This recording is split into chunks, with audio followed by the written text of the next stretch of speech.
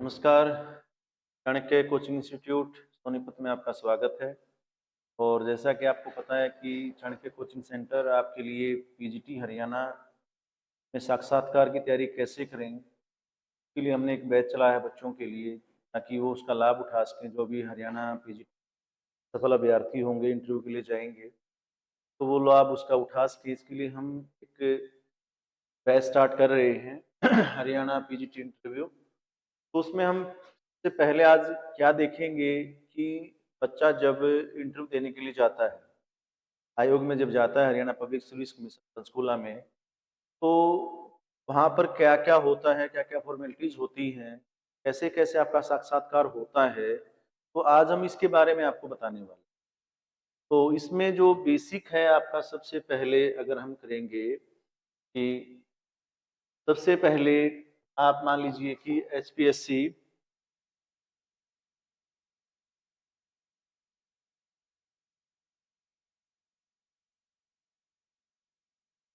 HPSC में आप साक्षात्कार देने के लिए, इंटरव्यू देने के लिए गए हैं, तो जब आप आयोग पहुंचते हैं, हरियाणा पब्लिक सर्विस कमीशन, तो सबसे पहले आपकी प्रक्रिया होती है कि आप अपने डॉक्यूमेंट की जो कॉपी है वो जरूर तैयार करके लेके जाएं। फोटोस्टेट ले जाइएगा, अप्रोक्स 4 कॉपी जरूर लेके जाइएगा, ताकि वहाँ कम ना रहे। क्योंकि होता ये है कि कई बार आपकी एक एक्स्ट्रा कॉपी मांग ली जाती है, तो आपको क्या लगता है कि अब कहाँ से फोटो कॉपी करवा के लाए। तो पहले ही वो अपनी कॉपी को जो है आप तैयार करा के ले जाइएगा, उसको टेस्ट करा के लेके जाइएगा, सेल्फ टेस्ट जरूर होनी चाहिए। और उसके बाद आपको सबसे पहले नीचे एक हॉल होता है, उस हॉल में आपको बुलाया जाता है, और हॉल में आपको अलग अलग सीटें आपको प्रदान कर दी जाएंगी। और आपकी बारी जो है, आपका कुछ नीचे कुछ लोग होंगे आपके जो आवाज लगाएंगे, X Y Z roll number या एक्स वाई जेड नाम, आपको उसके अनुसार उनके पास जाना है। इसके बीच में जब आप वहाँ बैठे हैं, तो सचिव महोदय, आपका सेक्रेटरी महोदय आएंगे आपके पास में, और उससे पहले कुछ बेसिक चीजें आपको बताएंगे कि आपको इंटरव्यू में क्या करना है, क्या नहीं करना। तो सबसे पहले आपको क्या नहीं करना है वो चीज जरूर बताएंगे। वो कहेंगे कि भाई आप जब इंटरव्यू देने जाते हैं, आपको जो बोर्ड आपको मिला है, 1 2 3 4 जो भी बोर्ड आपको अलॉट हुआ है, तो आप जब उस बोर्ड में जा रहे हैं, तो जब आपकी बारी आएगी, तो वहाँ एक कर्मचारी होगा बाहर, आपको बुलाएगा कि एक्स वाई जेड आ जाइए, या रोल नंबर या नाम। तो जब आपको बुलाएगा, तो सबसे पहले ये बताया जाएगा आपको नीचे ही कि आपको अपनी व्यक्तिगत जानकारी, पर्सनल इंफॉर्मेशन किसी भी तरह से उजागर नहीं करनी है, किसी भी तरह से आयोग के सदस्यों को बतानी नहीं है। क्यों नहीं बतानी? ताकि निष्पक्षता बनी रहे, फेयरनेस बनी रहे। क्योंकि आप अपनी पर्सनल इंफॉर्मेशन बता नहीं रहे, और जहां आपकी इंटरव्यू कमेटी है, जो बोर्ड है आपका, उसके पास आपकी इंफॉर्मेशन है नहीं, उसके पास आपकी इंफॉर्मेशन है नहीं, और आपसे वो ये प्रश्न बिल्कुल नहीं करने वाले, आप अपने बारे में बताइए। कि जैसे कई जगह इंटरव्यू में सामान्यतः होता है, जैसे केवीएस वगैरह में या कहीं और, कि वो सबसे पहले जब आप एंट्री करते हैं, तो आपको पूछते हैं कि आप अपने बारे में बताइए। तो नीचे ही ये सारी चीजें आपको बताई जाएंगी कि किसी भी तरह से आपको व्यक्तिगत जानकारी वहां बैठे हुए जो मेंबरगण हैं, सब्जेक्ट एक्सपर्ट हैं, उनको किसी तरह से नहीं बतानी, क्योंकि वो पूछेंगे भी नहीं। और अगर पूछें, तो बिल्कुल ही पोलाइटली वे से बताना है कि सर, इस बारे में मुझे नीचे पहले ही बताया गया है कि ये इंफॉर्मेशन मुझे नहीं देनी। तो वो आपसे पूछेंगे भी नहीं। अगर बाई चांस कई बार फ्लो फ्लो में आदमी पूछ जाता है अपने बारे में बताइए, क्योंकि नॉर्मल सा प्रोसेस है। तो एक तो ये चीज आपकी होगी, अपने बारे में नहीं बताना। तो इसलिए बहुत सारी चीजें हमें अपने बारे में रट के भी नहीं जानी। क्यों नहीं जानी? क्योंकि पूछना तो है ही नहीं। नहीं तो हम क्या करते रहते हैं कि मेरा नाम ये है, मैं यहाँ से हूँ, मेरे एजुकेशन ये, मैंने ये किया है। तो आदमी सोचता है कि इस पे प्रश्न बहुत बनेंगे, तो हम कहते हैं कि भी आपके एप्लीकेशन फॉर्म है, उस पर बहुत सारे प्रश्न बनेंगे। परंतु इसका मतलब ये भी नहीं है कि आपके डिटेल एप्लीकेशन फॉर्म से कोई भी क्वेश्चन नहीं बनेगा। सामान्यतः ये तो पूछ ही सकता है कि आपकी क्या हायर एजुकेशन क्वालिफिकेशन है। तो आप उस समय ये भी बता सकते हैं कि मैंने एमए किया है, मैंने एक एमए किया है या 2 एमए किए हैं। अगर आप 2 एमए बताते हैं, कई बार भर भी देते हैं आप, लगता है कि कुछ एक्स्ट्रा इन्फॉर्मेशन चली जाए। आपने नेट किया है तो आपको कई बार वो इन्फॉर्मेशन एक्स्ट्रा चली जाए, आपको लगता है कि भरने में क्या ही हर्ज है, भर देती हूँ फॉर्म में। तो नॉर्मल वो पूछ जरूर लेगा कि अपनी हायर एजुकेशन बताइए। एजुकेशन बताने में कोई व्यक्तिगत जानकारी आपकी नहीं पूछी जा रही कि कोई ये सोचे कि मेरा नाम पूछा जा रहा है, ऐसा कुछ नहीं है। तो वो ये जरूर पूछ सकता है आपकी एजुकेशन क्वालिफिकेशन थोड़ा सा बता दीजिए, हायर एजुकेशन क्या है। तो थोड़ा बहुत उसके बारे में जरूर तैयार करके जाइएगा, बिल्कुल निश्चिंत होके भी मत बैठिए कि मुझसे कुछ पूछने वाला ही नहीं है एजुकेशन वगैरह के बारे में। अगर आपको एजुकेशन में बहुत अंतर आ रहा है तो कई बार वो प्रश्न पूछ सकता है कि बताइए आपने क्या क्या, बताएंगे 10th में मेरे इतने नंबर थे, 12th में इतने थे, या नॉर्मल बताएंगे कि मैंने ये एमए किया या नेट किया। तो नेट किया तो फिर सीधा प्रश्न आता है असिस्टेंट प्रोफेसर के लिए क्यों नहीं आप तैयार कर रहे हो। तो उस दौरान आपका क्या आंसर होगा, ये जरूर सोच करके जाइएगा। साधारणतः तो यही हो सकता है कि सर मुझे यहाँ मौका मिला है, मैं वहां भी ट्राई कर रही हूँ, परंतु मुझे यहाँ मौका मिला है। तो फिर ये प्रश्न पूछा जाएगा, इसका मतलब आप यहाँ सिलेक्टेड हो जाते हैं तो आप हमें छोड़ करके प्रोफेसर में चले जाएंगे। तो बच्चे कई बार क्या कहते हैं, नहीं नहीं नहीं मैं तो बिल्कुल नहीं जाऊंगी, मैं तो बिल्कुल नहीं जाऊंगा। ऐसा बिल्कुल नहीं है, मानव स्वभाव है, वो जाएगा ही जाएगा। और सामने वाले को भी पता है कि ये लड़का या लड़की झूठ बोल रहा है। अगर असिस्टेंट प्रोफेसर का मौका मिला क्यों नहीं जाएगा, तो आपको सीधा सा जवाब देना है तो बिल्कुल जाऊंगा।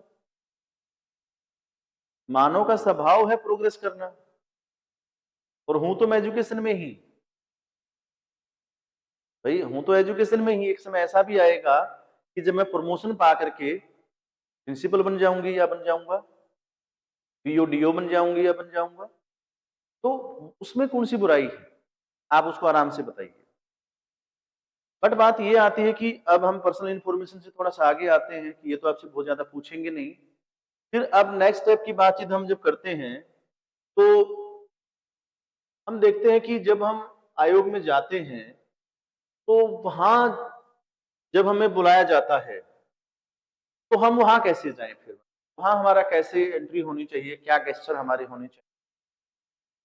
तो सबसे पहले जब हम आयोग के हॉल में जाते हैं, हॉल में जब हम जा रहे हैं आयोग के अंदर, तो उससे पहले हमें बाहर बैठा दिया जाता है चेयर पे, बिल्कुल इत्मीनान से हम बैठ जाते हैं। और चेयर पर बैठे बैठे थोड़ा सा टेंस तो हम होते ही हैं, हम थोड़ा सा घबराते तो नर्वस तो रहते ही है, कॉमन सा भाव है सबका, सब रहते हैं। मतलब उनको लगता है कि यार पता नहीं क्या होने वाला है अंदर, तो उसका प्रेशर हमारे माइंड पे रहता है। और उसी प्रेशर में हम बाहर जो निकलता है तो कई बार उससे पूछने की कोशिश करते हैं कि क्या पूछा, क्या बोला, क्या कुछ कहा। तो इस तरह की इंफॉर्मेशन कलेक्ट बिल्कुल ना करें आप, बिल्कुल ना पूछें कि क्या वो पूछ रहा है, क्या आंसर आपने दिया। वैसे तो टाइम मिलेगा ही नहीं, पर फिर भी कोशिश भी ना करें। इससे क्या हो रहा है, आप नर्वस ही हो रहे हो, यानी कि आप अपनी नर्वसनेस को बढ़ाओ मत। एक तो चेयर पर बैठे बैठे थोड़े से नर्वस हैं, और फिर पूछ करके नर्वस हो रहे हो, अरे हो मुझे तो आ ही नहीं रहा, अब मैं क्या करूंगा, क्या करूंगी, मेरा तो इंटरव्यू खराब हो जाएगा। तो वो नर्वसनेस बिल्कुल मत बढ़ाइए, कूल रहिए, वहां बैठे बैठे अपनी बारी का इंतजार कीजिए। वहां जब बैठे बैठे इंतजार कर रहे हैं, आपको हॉल के अंदर बुलाया जाता है। आप हॉल में जब जाते हैं तो फर्स्ट ऑफ ऑल, मैंने पहले भी बताया था, अब फिर से बता रहा हूं, गेट को नोक ना करें। गेट नोक बिल्कुल नहीं करना होता है, गेट को हल्का सा खोलें, पूरा गेट एकदम नहीं खोल देना होता है कि पूरा प्रेशर लगाया और गेट खोल दिया। घबराना नहीं है बिल्कुल भी, हल्का सा गेट खोलें और जितना आप दिख जाए उतना खोलें, और परमिशन मांगे बड़ी पोलाइटली।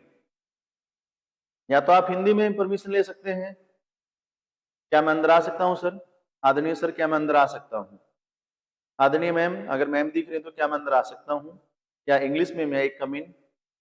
कैन का यूज बिल्कुल ना करें, मे का यूज कीजिएगा, मे आई कम इन मैम, मे आई कम इन सर, जो नजर आपको सामने आ रहा है। फिर जब आप जा रहे हैं बोर्ड में तो जब आप जा रहे हैं तो सामने आपको आपका जो बीच में बैठे होंगे, जो इंटरव्यू कमेटी के हेड होंगे, एक आपको वो नजर आएंगे बीच में बैठे हुए, और 2 लोग या 3 लोग और नजर आएंगे आपको। उसमें एक आपका सब्जेक्ट एक्सपर्ट हो सकता है, एक हरियाणा का जो करंट अफेयर है या ट्रेडिशनल सेक्शन जिसको हम कह सकते हैं, जिसको हम कहेंगे हरियाणा जीके, क्योंकि आप हरियाणा में पोस्टेड होने जा रहे हैं, तो आपको हरियाणा के बारे में बेसिक इंफॉर्मेशन जरूर होनी चाहिए। तो एक वो हरियाणा जीके का एक्सपर्ट मिल सकते हैं आपसे। तो ये 3 या 4 लोगों की एक कमेटी आपकी रहती है। उस कमेटी में जब आप जा रहे हैं तो बिल्कुल प्रसन्नचित भाव से, हंसमुख तरीके से आप हाथ जोड़ करके अभिवादन कीजिए।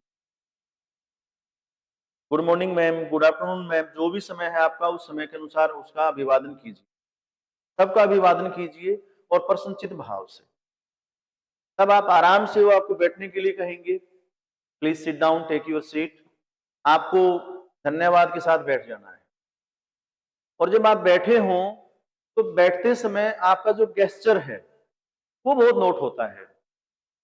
कई बार जो बच्चों के बैठने के बाद का जो गेस्चर होता है, कई मर्तबा हमने देखा है कि बच्चा क्या करता है, वो पैर हिलाता रहता है, यानी कि वो नर्वस है। पहला, आपको पैर वैर नहीं हिलाना।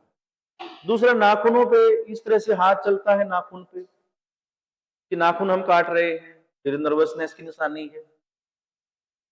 तीसरा, हम आई कांटेक्ट से बचते हैं, गर्दन नीचे किए बैठे रहते हैं, कॉन्फिडेंस गेन करने की कोशिश हम कर रहे हैं। ऐसा घबराने की वहां कोई जरूरत नहीं है, आप नॉर्मल बैठे रहिएगा। मैं आपको पहले भी बता चुका हूं, अब भी बता रहा हूं कि आप के सामने जो टीम बैठी है, साक्षात्कार जो बोर्ड बैठा है आपका, इंटरव्यू पैनल जो बैठा है आपका, वो इंटरव्यू पैनल बच्चों के सिलेक्शन के लिए बैठा है, सिलेक्ट करने के लिए। जितनी वैकेंसीज हैं, मान लीजिए किसी विषय की 200 वैकेंसीज हैं, तो वो 200 बच्चों को लेने के लिए बैठा है, निकालने के लिए नहीं बैठा। वो छटनी आयोग नहीं है, वो पर्सनालिटी टेस्ट करने वाला एक बोर्ड है। और वो बोर्ड आपको किसी भी तरह से बाहर निकालने के लिए बिल्कुल नहीं बैठा, ये निश्चिंत मान लीजिए। यानी कि वो आपका सिलेक्शन करने के लिए ही बैठा है। बस आपको अपना वो जो टैलेंट है, प्रतिभा है, उसका प्रदर्शन उस समय कर देना है। अब वो प्रदर्शन कैसे होगा, उसके लिए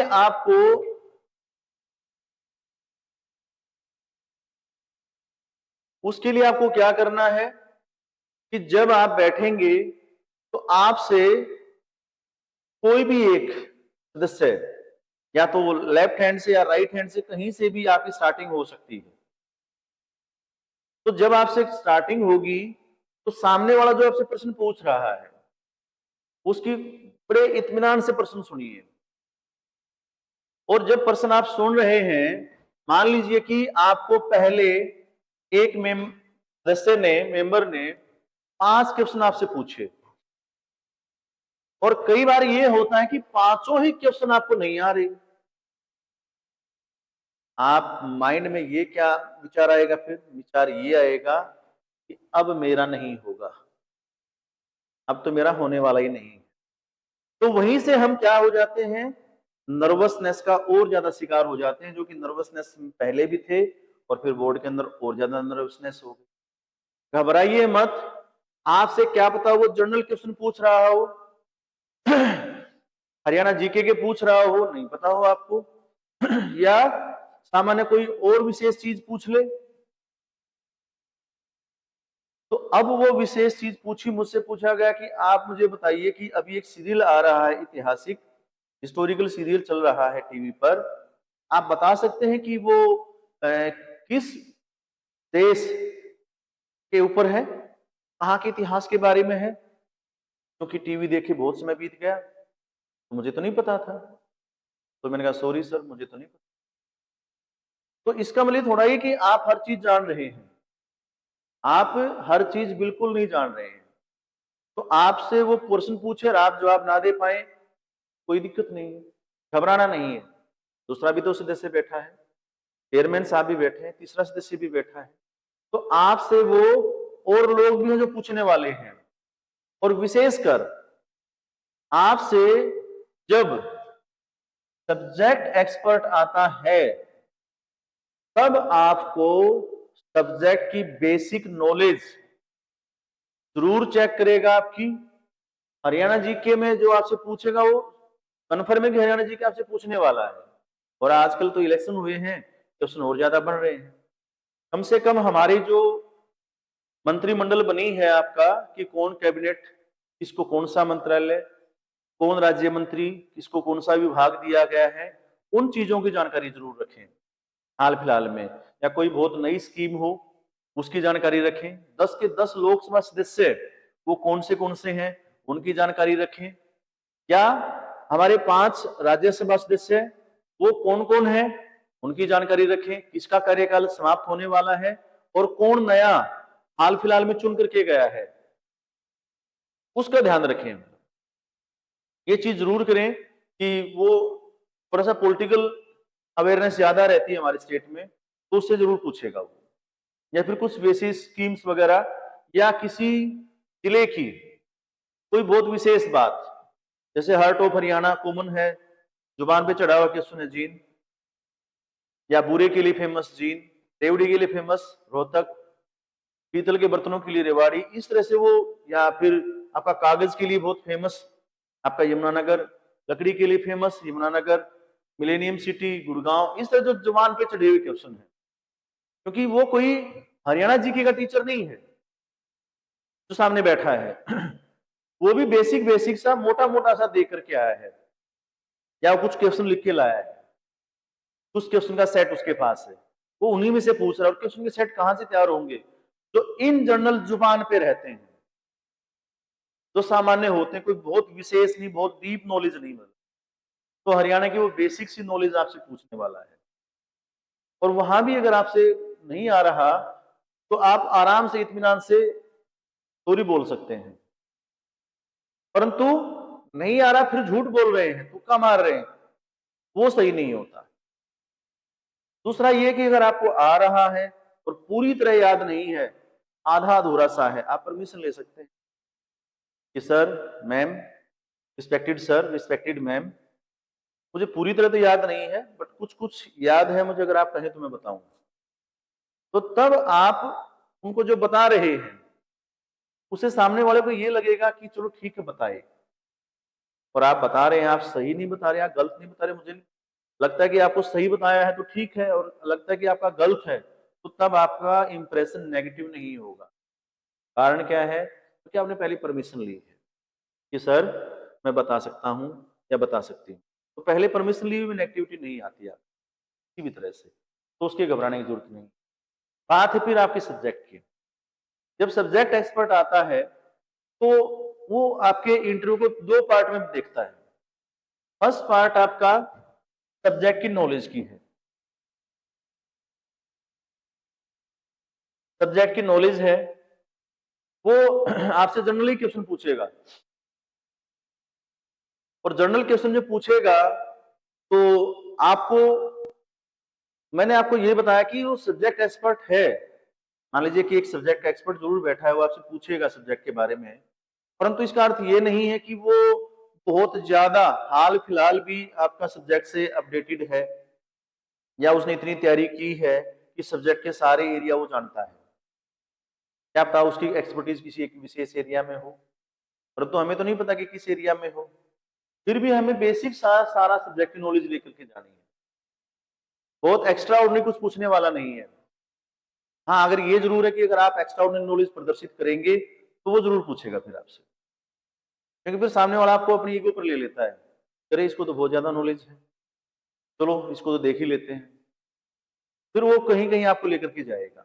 बट सामान्य पूछेगा, सामान्य आपके आंसर रहेंगे, जो पूछा उस पर स्टिक रहिए, उसके साइड बाय साइड नॉलेज देने की कोशिश मत कीजिएगा उनको। जो पूछा गया है कि पाई का मान पूछा गया, पाई की वैल्यू पूछी गई फॉर एग्जांपल मैथ में, तो वो बता करके दूर कीजिए। फिर उसको नेक्स्ट पे आने दीजिए। इसका फिर आगे हिस्टोरिकल एस्पेक्ट मत बताइए कि उसने बताई, जब पूछा नहीं तो फिर क्यों बता रहे हैं कि पाई की वैल्यू किसने बताई। सीधा उसी क्वेश्चन पे स्टिक रहिए, उसी आंसर पे स्टिक रहिए और आप पूछ करके उसको आगे बढ़ने दीजिए। तो सब्जेक्ट नॉलेज का पहला पार्ट आपकी सब्जेक्ट की नॉलेज होगी, सब्जेक्ट में जो आपसे पूछेगा मौखिक रूप से। दूसरा क्या करेगा, वो आपको बोर्ड के लिए बोलेगा कि बोर्ड पर आप पढ़ करके दिखाइए, पढ़ा करके दिखाइए इसको। कोई भी टॉपिक आपको दे देगा कि इसके बारे में जरा मुझे बता दीजिए, या फिर यूं भी हो सकता है कि आप खुद अपनी चॉइस का कुछ बता दें। जैसे ही आपको बोला जाता है तो कुछ बेसिक चीजें हैं जिसका ध्यान आपको रखना है। क्या बेसिक चीजें हैं जिसका ध्यान रखना है? फर्स्ट ऑफ ऑल, आप जब जाते हैं बोर्ड पर तो आपसे पहले भी किसी ने इंटरव्यू दिया होगा। तो मैक्सिमम देखा है मैंने कि लोग इंटरव्यू देने के बाद क्या करते हैं कि वो पढ़ा करके तो चला गया, पर बोर्ड वैसे का वैसा रह गया भरा हुआ, जो जो पढ़ाया उस पर लिखा हुआ है। तो होता क्या है कि आपको जाकर के सबसे पहले तो बोर्ड को साफ करना है। बोर्ड को इस तरह से साफ मत कीजिएगा कि साफ करते करते बोर्ड, उनको पता है कि स्कूलों में चौक भी मिलते हैं और चौक से जब ऐसे ऐसे साफ करते हैं तो उड़ने स्टार्ट हो जाता है उसका डस्ट और हमारे सारे शरीर पे आ गिरता है। तो बेटर है कि उसको ऊपर से नीचे लाइए। साफ करने का प्रोसेस आपका पहला। दूसरा, जब आप उसको साफ कर लेते हैं तो आप एक टॉपिक का नाम डाल करके आप स्टार्ट कीजिए। तो टॉपिक का नाम डाल के स्टार्ट करेंगे तो बहुत इजी वे से आपको बताना है, क्योंकि आपके सामने कोई ग्रेजुएशन का स्टूडेंट नहीं होगा, वो 9 to 12 तक के जो बच्चे हैं वो होंगे। और कई बार आपको इमरजेंसी में कोई जरूरी नहीं कि 9th को ही पढ़ाना पड़े, कई बार टीचर की अवेलेबिलिटी नहीं होती तो आपको 8th 7th को भी पढ़ाना पड़ सकता है। तो मान लीजिए आप मैथ के टीचर हैं या किसी और सब्जेक्ट के टीचर हैं, तो आपको मैथ जो नीचे की क्लासों में होगा तो आपको वहां पढ़ाना पड़ सकता है। तो आपको अपने लेवल को बच्चों के अनुसार रखना है। आप ये मत देखिएगा कि सामने एक्सपर्ट बैठे हैं और इनको बहुत हाई नॉलेज परोस दूं, बिल्कुल भी नहीं। वो सामने बच्चे हैं, क्योंकि अल्टीमेटली वो बच्चों को पढ़ाना है आपको। तो कितना इजी आप अपनी टीचिंग को बना सकते हैं, कितना इजी आप टीचिंग को बना सकते हैं। तो बोर्ड का इस्तेमाल करते समय, लिखते समय जरूर ध्यान रखिएगा। हम लोग ऐसे लिखना स्टार्ट कर देते हैं, पीछे तो दिख ही नहीं रहा। पहला, लिखते समय बोलिए जरूर, जो लिख रहे हैं वो बोलिएगा जरूर, ताकि पीछे बैठा बच्चा आपको देख ना पाए तो सुन जरूर ले। तो सुन लिया। दूसरा, लिखते समय ध्यान ये रखें कि आप यहां लिख रहे हो तो हाथ यहां तक जा रहा है, यहां लिखिए, फिर यहां करके लिखिए यहां से, ताकि बच्चे को क्लियर होता रहे। यहां लिख रहे हैं और यहां लिखते लिखते यहां आ गए फिर यहां आ गए, ऐसे नहीं होता। तो बोर्ड यूज करने का एक प्रॉपर मेथड है, प्रॉपर वे है, उसको यूज करना सीख लीजिए। दूसरा, जब हम बोर्ड यूज करके, आपको 2-3 मिनट का टाइम देगा, लंबा टाइम नहीं देने वाला, जितना मैंने बताया उससे भी कम टाइम। तो जब आपको बोर्ड यूज कर लिया, तो मैंने आपको पहली बार स्टार्टिंग में यही बताया था बोर्ड यूज करने से पहले कि ऐसे लिखा मिलेगा आपको बहुत सारे बच्चों को जो वहां साक्षात्कार दे रहे हैं आपके प्रतियोगी। तो उसका करना क्या है, आपको ऐसे छोड़ के नहीं आना, तो साफ करके आना इसी वे से, सामने वालों को एक पॉजिटिव नजरिया आ जाए, पॉजिटिव थॉट होनी चाहिए उसकी कि भाई हाँ, टीचर के गुण हैं।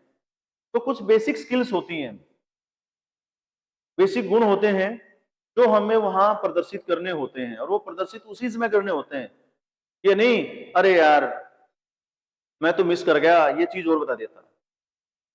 तो वो चीज आप अपना टैलेंट तब बहुत अच्छे से एक्सप्रेस कर पाएंगे, ये मैं आपको बार बार कह रहा हूं, जब आप ये सोच के जाएंगे कि मेरा तो सिलेक्शन होना निश्चित है, मैं तो हो जाएगा, मैं तो बन गई या बन गया, पहला काम। दूसरा, ये सोच के जाएंगे वो सिलेक्शन लेने के लिए बैठे हैं, ना कि निकालने के लिए। तो दो चीजें बिल्कुल माइंड में डाल लीजिए कि मेरा सिलेक्शन तो पक्का होगा, मैं तो हो गया, मैं तो टीचर बन गई। दूसरा, ये जरूर सोच लीजिएगा कि ये लोग सिलेक्शन करने के लिए बैठे हैं, ना कि आपको निकालने के लिए बैठे हैं। तो दो चीजें आपके माइंड में कंफर्म हो। फिर आपको जब सब्जेक्ट की ये चीजें बता दी जाएंगी, उसके बाद आपको फिर से बैठने के लिए कहा जाएगा। आप जाकर के बैठिए, थैंक यू बोलिए, थैंक यू वेरी मच, आप बैठिए आराम से, फिर से आपका प्रोसेस स्टार्ट हो जाएगा। तब तक आप जो सामने वाला बोर्ड है उससे कुछ कुछ कंफर्ट जोन में चले जाएंगे। और कंफर्ट जोन में जाने का मतलब ये है कि बिल्कुल उनसे फ्रेंडली नहीं हो जाना। कई बार हम क्या होता है कि वो कोई हंसी मजाक की बातें करे, हम साथ में हा हा कर रहे हैं, ऐसा बिल्कुल नहीं होता। साथ में हंसने का मतलब क्या है कि आपने उनकी रिस्पेक्ट कम कर दी, आप उनके लिए कोई फैमिलियर नहीं हो, आपको उनसे नंबर लेने हैं, तो बिल्कुल वहां शांत बने रहिएगा। किसी भी तरह से जो है आपका अपने आप को और मत दिखाइएगा। कई बच्चों के मन में रहता है, अरे मुझे तो बहुत नॉलेज है, मैं तो ये बखान करूंगा वो करूंगा, ऐसा कुछ नहीं। अल्टीमेटली आपको वहां से नंबर लेना है। तो आप ये कर रहे हैं, फिर उसके बाद नेक्स्ट जो आएगा नंबर, तो वहां नॉर्मल आपसे कुछ जनरल क्वेश्चन पूछा जाएगा। सब्जेक्ट का आपका पूछ चुका है, हरियाणा का आपका पूछ चुका है, तब वो कुछ आपका प्रश्न क्या हो सकते हैं इन जनरल क्वेश्चन आपके हो सकते हैं। पहला क्वेश्चन इन जनरल आपसे पूछा जाए कि आप जो है टीचर बनने वाले हैं, आप टीचर बनने वाले हैं, तो बनना क्यों चाहते हैं। मैं आपसे पूछूं कि आप टीचर क्यों बनना चाहते हैं।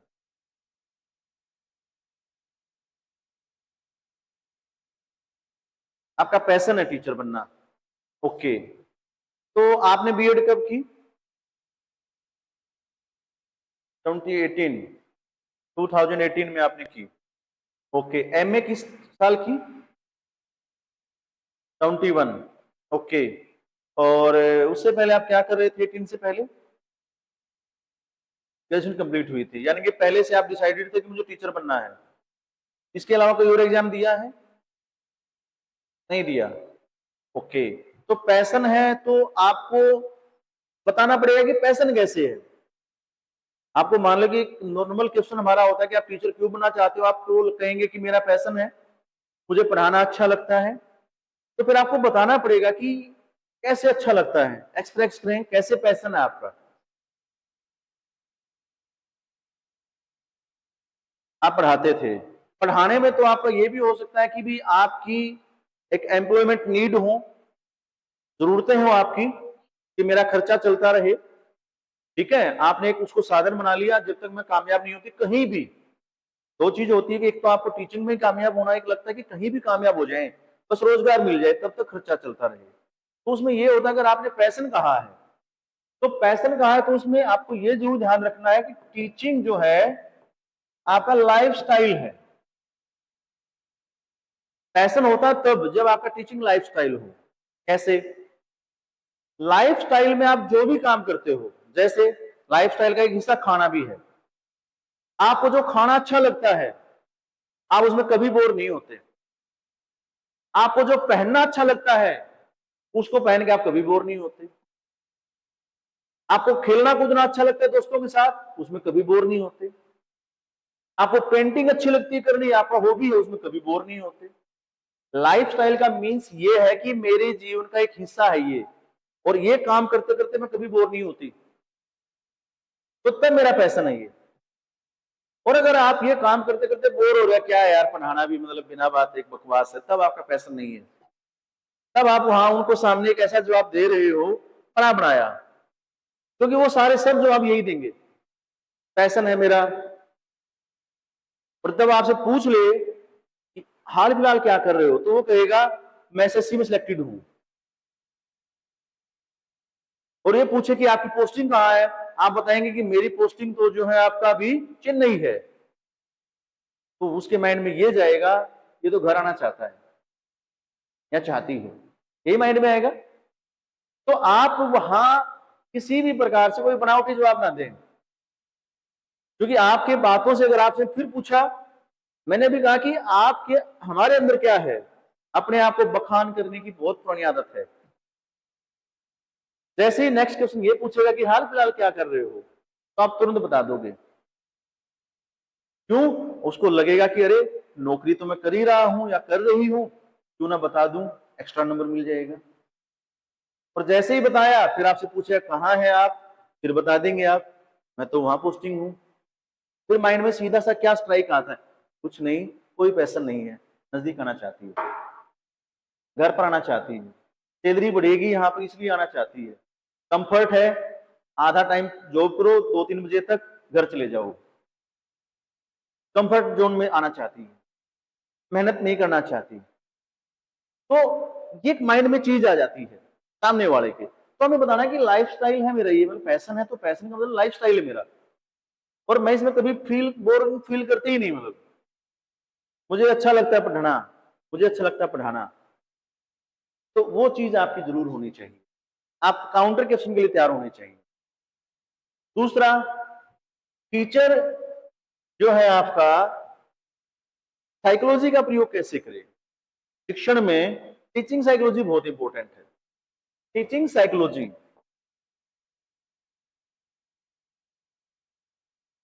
ये जनरल क्वेश्चन आपसे पूछ सकता है। पहला क्वेश्चन तो बिल्कुल बेसिक है कि टीचिंग साइकोलॉजी क्या होती है। कि शिक्षण में मनोविज्ञान का प्रयोग जब हम करते हैं तो टीचिंग साइकोलॉजी का यूज उसमें होता है। फिर शिक्षण में कैसे होता है, जैसे इन जनरल आप बच्चों को पढ़ा रहे हैं तो इसमें होता क्या है कि जब आप बच्चे को पढ़ा रहे हैं, जैसे अभी कुछ दिन पहले की बात है, स्कूल में दिवाली की सफाई हो रही थी, तो एक लड़की ने कहा मैंने कि बेटा सफाई कर लो, तो उसने कहा कि मैंने तो आज तक झाड़ू को हाथ लगाया ही नहीं है। घर पर झाड़ू को हाथ लगाना और स्कूल में हाथ लगाना बहुत डिफरेंट हो जाता है, क्योंकि स्कूल आपको समाज सिखाता है कि समाज कैसा होना चाहिए, स्कूल आपको रिस्पॉन्सिबिलिटी देता है, स्कूल आपको बहुत सारी चीजें सिखाता है, समूह की भावना सिखाता है, समूह में कैसे रहे हम, क्योंकि मानव तो समाज का हिस्सा है और उस समाज में हमें कैसे रहना, समूह में कैसे रहना है, तो ये भावना सिखाई जाती है। सेवा भाव कैसे हो वो सिखाया जा रहा है।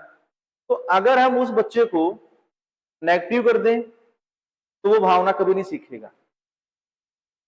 बेटर क्या रहता है, हम उसके पास पॉजिटिव मोड से जाएं, पॉजिटिव मोड से उसको समझाएं। नहीं समझता कोई बात नहीं, फिर भी डांटना नहीं है। पर हम आमतौर पर क्या करते हैं, हमारा पहला रिएक्शन क्या होता है, निकलो यहां से, हमारा रिएक्शन ये होता है। टीचिंग साइकोलॉजी नकारात्मक बातों पर बिल्कुल फोकस नहीं करती, ये पूरी तरह से सकारात्मक है। और ये माना जाता है कि जो बच्चा है आपका, अल्टीमेटली उसका डेवलपमेंट हमें करना है। तो बेसिक टीचिंग साइकोलॉजी का पता हो, जिस क्लास के लिए आप जा रहे हो उस क्लास के बच्चे क्या सोचते हैं। जैसे हम ये कहते हैं कि ये जो अवस्था है किशोरावस्था, एडोसेंस जो आपका एज है, ये आपका बड़ी तेजी से हमारे मस्तिष्क में, हमारे शरीर में हर प्रकार से बहुत तेजी से बदलाव आते हैं, खास करके हमारे शारीरिक बदलाव बहुत तेज होते हैं। और बच्चा इस समय एक कहते हैं ना कि तूफान की अवस्था में जीता है, इसको आपका एक साइकोलॉजिस्ट है स्टेनले हॉल, वो कहे भी है कि तूफान की अवस्था है। तो तूफान की अगर अवस्था है बच्चे में, उस तूफान को रोकें कैसे, उस तूफान को सही दिशा कैसे दें हम। फिर और उस तूफान को तो हम गलत दिशा भी दे सकते हैं, गलत दिशा तो बच्चा लिए बैठा है। अब हमारा काम है उस तूफान को सही दिशा देना, मीन्स उसमें खूब एनर्जी है, खूब पोटेंशियल है, और बच्चा वो कुछ भी कर सकता है इस एज में, उसके मन में ये भाव होता है। तो हमें उसको एक सही दिशा देनी है, बच्चे को सही दिशा देनी। बच्ची ने जो कहा कि मैं तो घर में झाड़ू को हाथ नहीं लगाती, ये वही उसके मन में भाव था तूफान वाला, अलग से एनर्जी का, कि मैं यहां कैसे कर सकती हूँ। तो आपको उसको सही दिशा देनी है, यहां टीचिंग साइकोलॉजी काम करती है। इस समय विपरीत लिंग के प्रति आपका आकर्षण बहुत ज्यादा होता है बच्चे में, क्या हमें उसको सही दिशा देनी है। अपोजिट सेक्स के प्रति वो बहुत अट्रैक्ट रहता है, तो यहां हमें उसको सही दिशा देनी है। तो ये जो आपका अवस्था है, जिसको हम 11-12 की बातचीत करते हैं, 9, 10, 11, 12, इस समय बच्चे में खूब परिवर्तन आते हैं। और इन परिवर्तनों को सकारात्मक रूप से पहचान करके उसको सही दिशा देना, वो हमारा टीचर का काम है। तो ये काम जब हम करते हैं तो वहां टीचिंग साइकोलॉजी यूज होती है 9 to 12 में। तो थोड़ा सा बच्चे का जो सामाजिक व्यवहार कैसा होना चाहिए उसको जरूर देखें, शैक्षणिक व्यवहार कैसा हो उसको हम जरूर देखें। तो कई चीजें हैं, का मनोवैज्ञानिक व्यवहार कैसा होना चाहिए उसको जरूर हम देखें, उसके अनुसार हम डिसीजन लें कि बच्चा किस अवस्था में, किस स्थिति में बैठा है, उसको जाने, उससे मिलें, उससे पूछें, तब हम कोई भी चीज पर पहुंचे। ऐसे नहीं कि तुरंत हमने निर्णय दे दिया, तो बच्चे के प्रति नेगेटिव हो जाता है। बच्चा फिर क्या करता है, टीचर विशेष के प्रति गलत धारणा बना लेता है। और जब जिस टीचर के प्रति गलत धारणा बना ली, आप लोगों ने भी, हमारे समय भी, उससे पहले भी, वर्तमान में भी, हम देखते हैं कि जिस टीचर के प्रति मेरी धारणा नकारात्मक बन गई उसे मैं पढ़ूंगा नहीं, क्योंकि मैंने तो पहले ही मस्तिष्क में बैठा लिया कि समझाएगा नहीं मुझे, ये तो मेरा दुश्मन है। और इसलिए आप देखते हैं कि आजकल आपने देखा होगा कि छात्र जो हैं आपका उग्र व्यवहार कर देते हैं, टीचर से लड़ाई भी कर लेते हैं, क्योंकि बच्चा भी इस समय नहीं जानता सही और गलत क्या है। टीचर का काम है उसको बहुत इत्मीनान से, बहुत प्यार से समझाना। तो ये टीचिंग साइकोलॉजी यहाँ पे काम करती है कि टीचर उसके साथ किस तरह से जुड़ा रहता है। ठीक है मैम। उसके बाद हम बातचीत करते हैं कि टीचिंग साइकोलॉजी के बाद इन जनरल आपसे कुछ भी पूछ सकता है। वो ये पूछ सकता है कि व्हाट इज एजुकेशन, शिक्षा के बारे में ही आपसे पूछ ले कि शिक्षा क्या है। तो शिक्षा संस्कृत की धातु से निकला हुआ भी हम बता सकते हैं या हम कह सकते हैं कि education is the training of mind. Education क्या है, ट्रेनिंग ऑफ माइंड, हमारे मस्तिष्क का प्रशिक्षण है। आप उसको हिंदी में भी कह सकते हो, आप उसको इंग्लिश में भी कह सकते हो, परंतु मेरा मानना यह है कि education is the training of mind तो आपको बतानी ही है। उसके साथ साथ संस्कृत के किस धातु से, कहां से बनी है वो बताना जरूर है। उसका एक कारण है, उसका कारण यह है कि आपके जो मेंबर या सदस्य जो बैठे हैं वो मैक्सिमम किस गवर्नमेंट में लगे हैं, भारतीय जनता पार्टी सरकार में, इस समय भी सरकार वही है। तो आपका ध्यान कहां रहना चाहिए, हमारी जो वैदिक परंपराएं हैं किसी न किसी बहाने उन तक पहुंचा जाए, अगर मौका आपको मिलता है तो। कारण क्या है, सरकार वैदिक परंपराओं को खुद बढ़ावा देना चाहती है, प्राचीन भारत के गौरव को फिर से वो लाना चाहती है, ऐसा बार बार हम भाषण सुनते हैं। ठीक है मैम। तो वो चीजें आपकी जरूर हो, आपको मतलब आइडियोलॉजी छूनी है उनकी। अगर आप उनकी आइडियोलॉजी छू लेते हैं तो फिर उसको ये जरूर एहसास हो जाएगा कि हमारे टाइप का आदमी है, तो नंबर दे दो। क्योंकि हर सरकार, कोई भी हो चाहे, वो आइडियोलॉजी के लोग तो चाहती है, और आप लोग तो 3-3 स्टेप पर तैयारी करके एस्टेट, फिर एक आपका स्क्रीनिंग, फिर मुख्य परीक्षा और फिर इंटरव्यू, चौथे स्टेप पर पहुंचे हो। नॉलेज में कहीं कोई इश्यू नहीं, नॉलेज का आपकी 3 बार चेक कर चुके हो एस्टेट में, बहुत अच्छे लेवल से, बहुत हाई लेवल का पेपर आता है। फिर आपकी स्क्रीनिंग जो ऑब्जेक्टिव होता है वो बहुत ही मुश्किल देते हैं वो लोग, वहां आपकी चेक कर ली, बड़ी मुश्किल से बच्चे क्वालिफाई कर पाते हैं।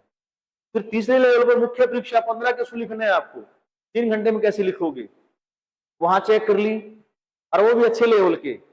और फिर साक्षात्कार, इंटरव्यू, पर्सनैलिटी टेस्ट इसको हम कहते हैं, वो आपकी पर्सनैलिटी टेस्ट हो रही है, नॉलेज नहीं। तो आप उसकी आइडियोलॉजी पर जरूर पहुंचे, मैं ये कह रहा हूं। अगर आप आइडियोलॉजी पर पहुंचते हैं तो लास्ट का एक स्टेप सा रहता है, आपको एहसास हो जाएगा वहां बैठे बैठे कौन उस आइडियोलॉजी का रिप्रेजेंटेटिव है। जैसे मुझे एहसास हो गया था कि कौन है रिप्रेजेंटेटिव, तो उस समय आपको जरूर ध्यान रहता है कि मुझे किस पर फोकस करना है।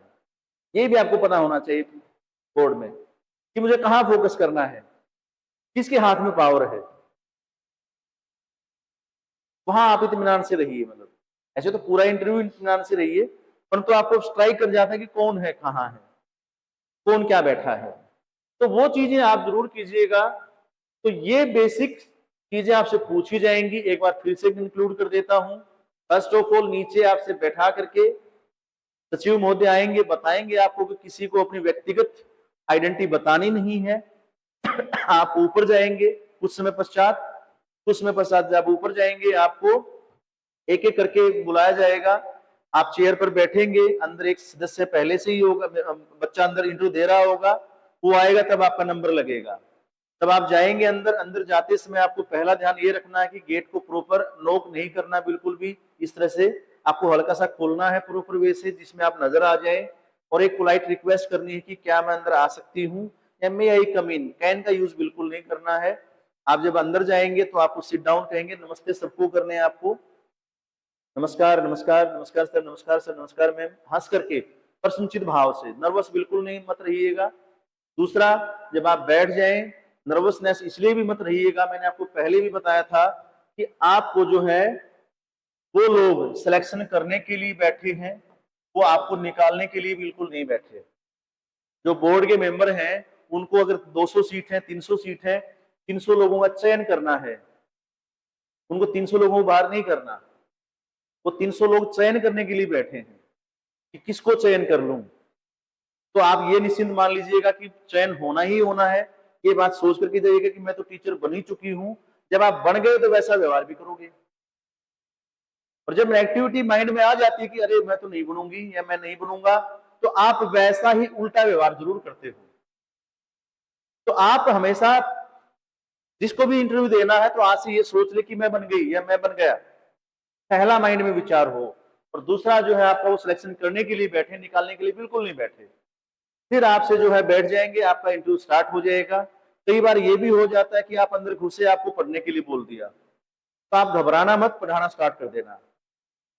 पढ़ाने का मैक्सिमम टाइम 2 से 3 मिनट का ही रहता है, उससे पहले भी बुला लेते हैं कि टॉपिक लिखा आ जाओ। परंतु फिर भी जैसे हमसे कहा गया था तो 3 से 4 मिनट हमसे ली, मतलब कि राणा प्रताप के बारे में बताइए, उनसे युद्ध के बारे में बताइए, उनसे युद्ध के बारे में बताइए। तो वो चीजें जरूर पूछी गई थी कि क्या क्या है आपका, कैसे कैसे है।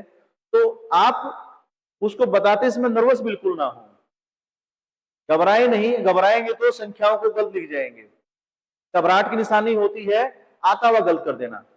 तो आता हुआ गलत बिल्कुल मत करना, क्योंकि आपको बहुत कुछ आ रहा है, 3 स्टेप पार करके आप गए हैं, तो इतनी नॉलेज है, तो वहां घबराना बिल्कुल नहीं है। आप पढ़ा करके आइएगा।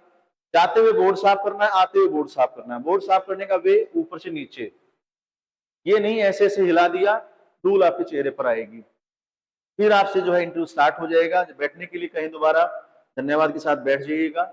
इंटरव्यू स्टार्ट होगा तो आई कांटेक्ट जरूर बनाए रखें, नीचे गर्दन बिल्कुल ना करें। हाथ पैर की कंपन वगैरह होती रहती है, उसको बिल्कुल कंट्रोल करें।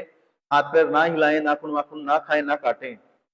नहीं आ रहा तो बहुत पोलाइट वे से सॉरी बोल दीजिए, घबराने की जरूरत नहीं है। कोई ऐसा सेशन आता है आपका कि बिल्कुल सारे सही, आप बहुत अच्छे मोड से बता रहे हो। सही बताने का मतलब ये नहीं कि वो आपकी नॉलेज चेक कर रहा है, सही बताने का मतलब है कि कॉन्फिडेंस चेक कर रहा है। सही बताने का मतलब है कि वे ऑफ टॉकिंग, आप किस तरह से बता रहे हो वो चेक कर रहा है। क्लियरिटी जरूर हो आपकी बात में, आप जो बताना चाहते हो बिल्कुल क्लियर हो, ये नहीं कि आधा अधूरा आपने बता दिया, या आपको लगे कि अरे ये तो बिल्कुल सही है, उसको लगे कि बिल्कुल सही नहीं है। तो दोनों के विचार मिले, दोनों की बात सही हो, जो है वो बताएं, क्लियर माइंड से बताएं और क्लियर वॉइस से बताएं। नर्वस होंगे तो क्लियर वॉइस नहीं आएगी। नर्वस नहीं रहना है तो बिल्कुल आराम से उसको इत्मीनान से बता करके फ्री करें। फिर जब आपसे पूछा जाएगा, पढ़ाने के बाद सब्जेक्ट एक्सपर्ट पूछ रहा है, हरियाणा जीके जरूर पूछेगा, 101%। हरियाणा जरूर तैयार करके जाए बेसिक। अब आपकी नॉलेज वहां चेक हो रही है, हरियाणा करंट अफेयर, हरियाणा की कोई विशेष चीज। मैंने आपको बताया हरियाणा का सब्जेक्ट एक्सपर्ट नहीं बैठा होगा, वो मोटी मोटी चीज जानता होगा, मोटी मोटी पूछेगा। तो मोटी मोटी चीज जरूर ध्यान रखे जाए हरियाणा के बारे में। राज्यसभा मेंबर, लोकसभा मेंबर, या फिर आपका वर्तमान जो हमारे चुन करके गए हैं, कौन आपका कहां से रिजर्व सीट कितने हैं, या लोकसभा में रिजर्व कितनी है, राज्यसभा का चुनाव कैसे होता है, हाल में नया कौन बना है, आने वाला कौन हो सकता है। इस तरह से ध्यान में रख करके चीजों को जरूर जाएं। वर्तमान मंत्रिमंडल को ध्यान रखें, शिक्षा मंत्री कौन है, कौन कहाँ क्या कर रहा है, किसके पास कौन कौन क्या क्या पद दिया गया है, विभाग दिया गया है, वो जरूर ध्यान रखें। तो ये बेसिक चीजें जरूर ध्यान रखें। फिर जनरल साइकोलॉजी, टीचिंग साइकोलॉजी का ध्यान रखें आप। टीचिंग साइकोलॉजी में आपसे क्या पूछ सकता है, मैंने आपको बताया। इन जनरल शिक्षा क्या होती है, वो आपके बारे में बताएगा। फिर लास्ट में आपको मैक्सिमम 2 चीजें आपसे वो पूछ सकता है, नई एजुकेशन पॉलिसी। वो जरूर ध्यान रखिएगा कि नई एजुकेशन पॉलिसी आपको बेसिक बेसिक पढ़ के जाना है। उसका थीम क्या है वो जरूर पढ़ करके जाएं। उसके साथ साथ ये किस तरह से तैयार की गई है, प्राचीन से क्या लिया गया है और आधुनिकता का क्या जोड़ा गया है, प्राचीन और आधुनिकता का संगम आप इसको कह सकते हो। ये आपको अलग से क्लास कराई जाएगी। नेशनल करिकुलम फ्रेमवर्क 2005 वाला जरूर करके जाएं। और अभी भी सरकार नेशनल करिकुलम फ्रेमवर्क पर काम कर रही है, जो कि अभी थोड़ा बहुत पब्लिश भी किया है। हाल फिलहाल का जो नया है उस पर भी काम करके जाएं। तो ये कुछ चीजें हैं जिसके ऊपर आपको काम करने की आवश्यकता है। तो ये आपको एक चीज और भी पूछ सकता है कि नई एजुकेशन पॉलिसी जो 2020 है आपका, ये जो है किस प्रकार से जो पाश्चात्य शिक्षा है उससे छुटकारा दिलाएगी। तो आपको इसका जरूर ध्यान रखना है कि किस तरह से छुटकारा दिलाएगी, किस तरह से आपको इम्प्लीमेंट कब कब होना है। इसको हरियाणा में कब इम्प्लीमेंट होने की बातचीत की गई है शिक्षा मंत्री जी द्वारा, और आपका केंद्र में कब तक इम्प्लीमेंट हो जाएगी। क्या राइट टू एजुकेशन एक्ट क्या है वो जरूर देख जाएं। मिड डे मील थोड़ा बहुत आपका हो सकता है कि वो जरूर देख जाएं। तो बेसिक सी इंफॉर्मेशन आप जरूर तैयार करके जाएं इनके बारे में। इनकी क्लासेज आपको अलग से दी जाएंगी। नई education policy, national curriculum framework, NCF 2005 वाला, उसके बाद वाला वो जरूर दिया जाएगा। तो ये आप तैयार करके जाएं बेसिक बेसिक इंटरव्यू के लिए। यही आपसे पूछने वाला है। बाकी का जो नेक्स्ट क्लास होगी हमारी तो उसमें जरूर हम डिस्कस करेंगे। उसके बाद जो है आपका चाणक्य कोचिंग सेंटर की तरफ से आपको मॉक भी दिया जाएगा। इसमें विकास सर होंगे, मैं होऊंगा, बाकी सब्जेक्ट एक्सपर्ट भी रहेंगे। इन जनरल भी क्वेश्चन आपसे पूछे जाएंगे, सब्जेक्ट के भी पूछे जाएंगे, पढ़वा करके भी देखा जाएगा। जैसा आयोग में होता है सेम वैसा होगा। और आपके बायोडाटा वगैरह के बहुत कुछ हम पूछेंगे नहीं आपसे, क्योंकि वो पूछ नहीं रहा है आपसे कि बायोडाटा आपका कैसे होता है कैसे नहीं होता। तो आप विकास सर से जुड़िए, चाणक्य कोचिंग सेंटर है और मेरी सलाह आपके लिए अवेलेबल है ही है, आपको साथ साथ मिलती रहेगी और मैं अवेलेबल भी रहूंगा। और साथ में विकास सर है चाणक्य कोचिंग सेंटर से आप जुड़िए, आकर के अपने जो क्वेरीज हैं वो लीजिए। ऑनलाइन का स्टूडेंट है आपका, कोई भी क्वेरीज होती है तो आप कोचिंग का नंबर भी आपके पास है, आप ऑनलाइन क्वेश्चन भी पूछ सकते हो, उसका समाधान आपका किया जाएगा। और इसके अलावा जो आपके मॉक होंगे वो आपका ऐप पर भी डाल दिए जाएंगे। और ऐप के माध्यम से या जूम के माध्यम से जो समाधान करेंगे, कोचिंग सेंटर का जो ऐप है चाणक्य का, उस पर भी आपको डाल दिया जाएगा। तो वो आपका मॉक भी होगा, आपका ऑनलाइन भी और ऑफलाइन भी होगा। ऑफलाइन में आपको पूरा प्रॉपर वे बताया जाएगा, ऑनलाइन में भी सेम वही रहेगा जैसा ऑफलाइन होगा। तो बच्चा ऑफलाइन आएगा उसका रिकॉर्ड करके भी हम डालेंगे ताकि दूसरे बच्चे उसको देख पाए कि वो कैसे इंटरव्यू दे रहा है। और उसका ऑनलाइन भी होगा अलग से, जो बच्चा ऑनलाइन में आना चाहता है। तो ये आपकी आज की क्लास है। नेक्स्ट क्लास में जो है आपका नेक्स्ट टाइम मिलेंगे। और तो एक बार देख लीजिएगा, जो चीजें मैंने बताई हैं उस पर काम जरूर कीजिएगा। ये नहीं हो कि भाई आपने उस पर काम ही नहीं करना है, काम जरूर कीजिएगा। टाइम कम है तो काम कीजिए अपना जो भी हो सकता है। थैंक यू, नमस्कार। आइए मैम, आइए बताता हूँ। मैम